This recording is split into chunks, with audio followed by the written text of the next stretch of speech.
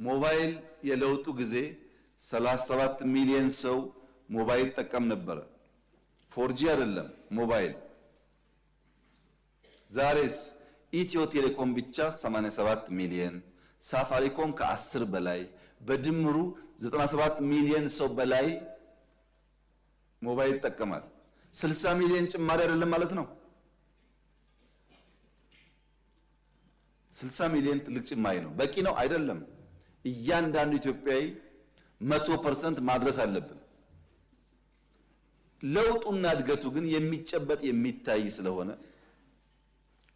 እኔ ስንቀሳቀስ በየክልሉ ከሚገርመኝ ነገር አንዱ ትልቅ ትንሽ የሚይዘው ስልክ ነው። ስልክ ብቻ ግን አይደለም። 5G አሁን ኢትዮጵያ ውስጥ 28 ከተሞች 5G ገብቶላቸዋል። 3 ገደማ ኮሚሽን የተደረጉ ነው። በቅርቡ 30 ከተሞች